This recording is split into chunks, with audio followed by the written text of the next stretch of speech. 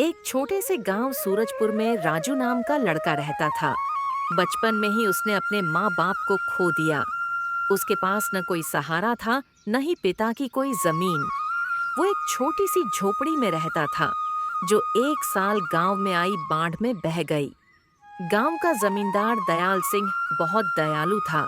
उसने राजू पर तरस खाकर उसे अपने यहाँ काम पर रख लिया और रहने के लिए अलग से झोपड़ी दे दी। धीरे धीरे समय बीतता चला गया। अब राजू बड़ा हो चुका था और आज भी वह दयाल सिंह के यहाँ काम करता था। दयाल सिंह को उस पर बहुत भरोसा था।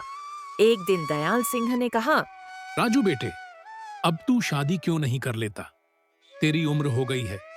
तेरी पत्नी आएगी तो तेरा घर बार संभाल लेगी और मैं भी निश्चिंत हो जाऊंगा। सेठ जी, ऐसा मत कहिए। आपको मेरी उम्र लग जाए, आपके सिवा मेरा कोई नहीं। आपने मेरे लिए बहुत कुछ किया है। बस बस बेटा, उपकार की बातें छोड़ो। मैं तुम्हारे लिए एक लड़की देखता हूँ। शादी का सारा खर्च मेरी जिम्मेदारी। आप जो ठीक समझे वही करें मालिक। आप मेरे लिए भगवान हैं। दयाल सिंह का एक बेटा था अमित, जो यह सब बातें सुन लेता है। वह गुस्से से बोला, पिताजी, आप उसे नौकर नहीं समझते क्या? उसके लिए पैसे क्यों उड़ाते हैं? वो नौकर है, बेटा नहीं। दयाल सिंह गरज पड़े। जवान, संभल कर बात करो। वो मेरा बेटा समान है। लेकिन अमित के मन में झर भर चुका था। उसने सोचा, इस नौकर को सबक सिखाना ही पड़ेगा। कुछ समय बाद दयाल सिंह ने राजू की शादी सीमा नाम की लड़की से करवा दी। राजू खुश था। सीमा, तुम्हारे आने से मेरी जिंदगी बदल गई। मालिक मेरे लिए भगवान से कम नहीं। जी, मैं ये बात हमेशा याद रखूंगी। कुछ दिन बाद अमित ने अपने पिता से 10,000 रुपये मांगे। दयाल सिंह बोले, तुझे ये पैसे जुए और नशे के लिए चाहिए। नहीं दूंगा। मेरे लिए आपके पास पैसे नहीं, लेकिन उस नौकर की शादी पर आपने खूब खर्च किया।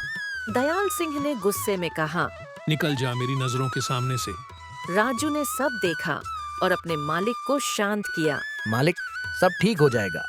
लेकिन अमित नहीं सुधरा। एक दिन दयाल सिंह की तिजोरी से 5,000 रुपये गायब हो गए। अमित ने तुरंत कहा, चोर और कौन? राजू ही होगा। दयाल सिंह बोले। नहीं, मुझे राजू पर पूरा भरोसा है। फिर भी अमित ने राजू के घर की तलाशी ली और पैसे वहाँ से बरामद हुए। राजू चौंक गया।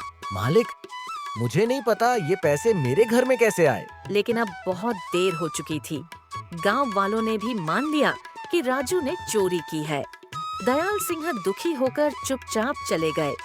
राजू और उसकी पत्नी सीमा लोगों के ताने सहते रहे। किसी ने काम नहीं दिया।